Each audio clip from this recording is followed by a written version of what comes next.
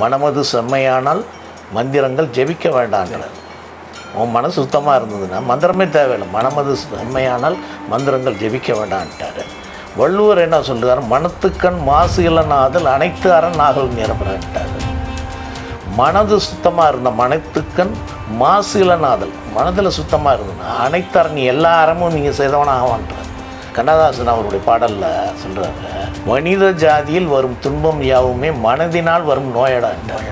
அதே போல் வாலி கூட ஒரு இடத்துல என்ன சொல்கிறாரு, இதயம் என்பது ரோஜாவானால் நினைவே நறுமணமாகும்ன்றார். அதனால் மனதை சுத்தப்படுத்தி கொள்ளுங்கள். மனதை எப்படி சுத்தப்படுத்துறதுன்றது அந்த குண்டலினி யோகா. அதுதான் நீங்கள் மனதை அடக்கணும். ஐந்தவித்தான் ஆற்றல் அகல் விசுமுலா இருக்கோமான் இந்திரனே சாலும் என்கிறார்கள். நீ மனசுனால உன் ஐம்புலன்களையும் அடக்கிட்டா இந்திரனுக்கு சமமானவன் நீனு. இந்நிகழ்ச்சியை இணைந்து வழங்குவோர் வணிகமணி மாத இதழ், தொழில் முனைவோரின் புதிய நம்பிக்கை மற்றும் ராசி ஜுவல்லர்ஸ், தங்கம் வெள்ளி வைரம் நகைகளுக்கான தனி உலகம் ராசி ஜுவல்லர்ஸ். வேதாத்திரியினுடைய தத்துவங்கள் நீங்கள் பார்த்தீங்கன்னா, விஞ்ஞானம் தனியாக இருந்தால், விஞ்ஞானம் மட்டுமே இருந்தால் அது அழிவுக்கு பாதை வகுக்கும். மெஞ்ஞானமே மட்டுமே இருந்தால் அது மூட நம்பிக்கைக்கு வழிவகுக்கும். இரண்டுமே கலந்து இருந்தால்தான் வாழ்க்கை சமயப்படும் என்று சொல்கிறார். எல்லா சித்தர்களுமே சொல்லுவது மனதை சுத்தப்படுத்துவது தான். நிச்சயம். மனது நீங்கள் சுத்தமாக இருந்தாலே உங்களுக்கு எந்த வித துன்பமும் கிடையாது. அதனால தான் திருமூலர் மனமது செம்மையானால் மந்திரங்கள் ஜெபிக்க வேண்டான்றார். உன் மனசு சுத்தமாக இருந்ததுன்னா மந்திரமே தேவையில்லை. மனமது செம்மையானால் மந்திரங்கள் ஜெபிக்க வேண்டான்ட்டார். வள்ளுவர் என்ன சொல்கிறார்? மனத்துக்கண் மாசு இல்லைனாதல் அனைத்து அரண் ஆகல் நிரப்பறான்ட்டார்.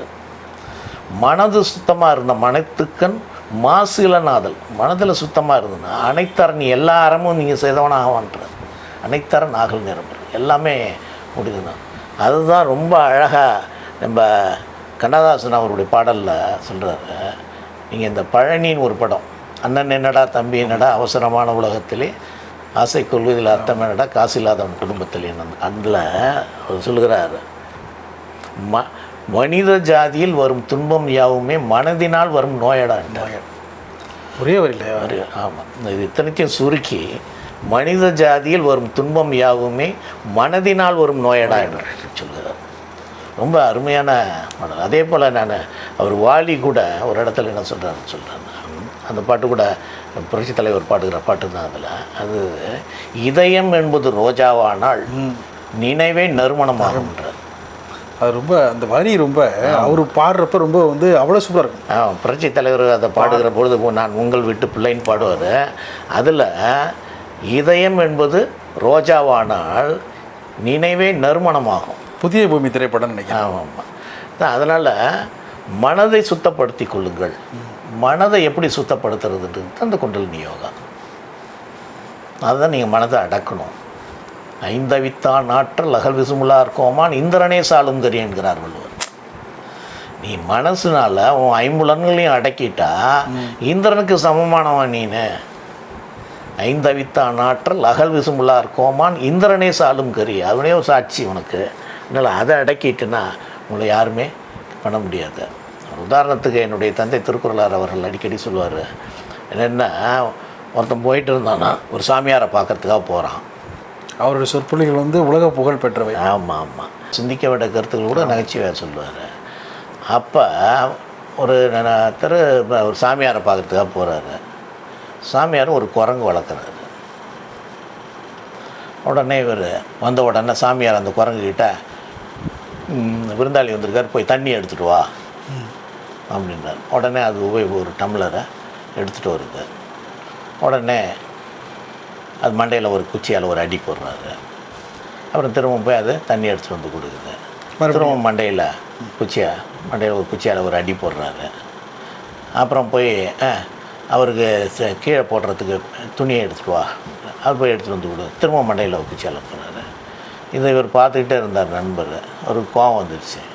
அவர் சாமியாரை பார்த்து கேட்டாராம், ஏங்க நீங்கள் சொல்கிறதெல்லாம் அந்த குரங்கு செய்யுது, எதுக்கு போட்டு அதை அடிக்கிறீங்க அது மண்டையில் போட்டு அடிக்கிறீங்க, அடைக்காமல் நான் போகிற வரைக்குமாவது அதை அடிக்காமல் விடுங்க அப்படின்னு. உடனே சாமியார் சரின்னு குச்சியை போட்டுட்டு உட்காந்துருந்தாராம். கொஞ்சம் நேரம் ஆச்சு. குரங்கு நம்ம நண்பருடைய மடியில் வந்து உக்காந்துருந்தோம். சரின்னு ஒரு கவனம் இருந்திருக்காரு. கொஞ்ச நேரம் பொறுத்தோடனே அந்த குரங்கு அவர் தோல் மேலே ஏறிடுது. அப்பயும் கவனம் இருந்தது. அதுக்கு ஒரு தலை எரிப்பேன்பா. அப்புறம் தலையை முடியை பிடிச்சி ஆட்டிச்சான், காதில் விரலை விட்டு குத்துச்சான். உடனே அவர் சொன்னாராம் சாமியார்கிட்ட, சாமியாரை நீங்கள் அடித்தது சரிதான், இந்த குச்சி எடுங்க. அதை போல தான் மனம். நீ இதில் நிறைய மனிதனுடைய நிலையும் அப்படி தான் இருக்கு. ஆமாம், அதில் மனம் அப்படி தான்.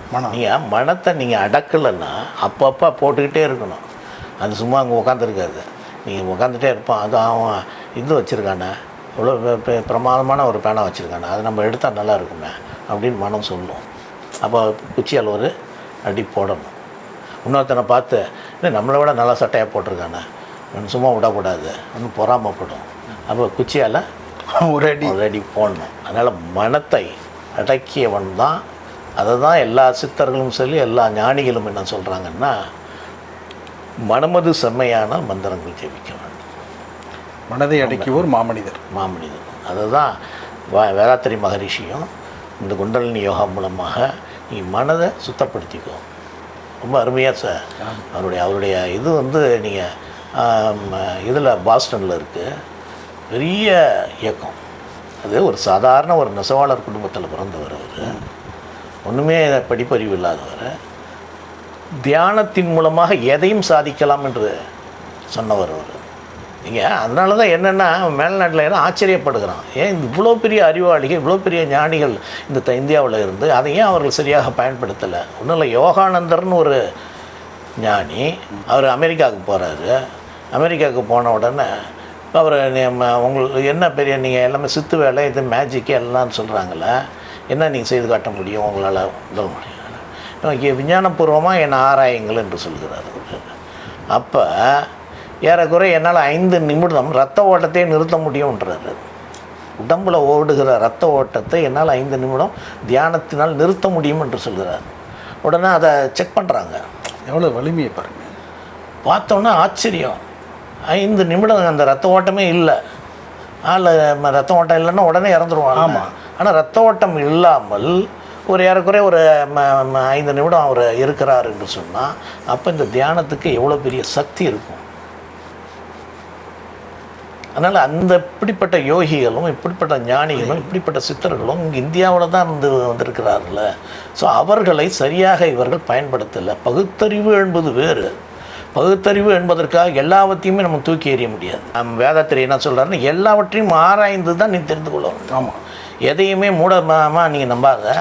ஆனால் அதற்காக நம்பக்கூடியவைகளை பகுத்தறிவுகளை நீங்கள் தூக்கி போட்டுறாத, புதிதாக சிந்திக்கணும். அவர் புத்தகத்தில் எழுதுகிறாரு, இதுக்கு முன்னாடி நீங்கள் கலிலியோ நீங்கள் எடுத்துக்கிட்டிங்கன்னா அது வரைக்கும் என்ன நினச்சிட்டு இருந்தாங்க, பூமியை தான் சூரியன் சுற்றி வருகிறதுன்றதான் நினச்சிக்கிட்டு இருந்தாங்க. கலிலியோ தான் முதல் என்ன சொன்னாருன்னா சூரியனை தான் பூமி சுற்றுது என்ன சொன்னால் அப்போ எல்லாம் சிரித்தான். அப்போ இவரை அடித்தாங்க, இவர் சிறையில் போட்டாங்க. அப்படிப்பட்ட கலியில் பின்னாடி அது உண்மையாகிட்டு இல்லை. அதனால் சிந்தனைகளை இப்போ கூட அவர் வேதாத்திரி என்ன சொல்கிறார், நியூட்டனுடைய லாவில் கூட அவர் ஒரு புதியதான ஒரு கருத்தை சொல்லியிருக்கிறார். அதனால் இவைகளை ஆராய்ந்து தெரிந்து கொள்வதற்கு நம்ம இப்போ தயாராக இல்லை. அது ஏதாவது ஒரு நோக்கத்தில் எல்லாவற்றையுமே தூக்கி எறிந்து விடுகிறோம்.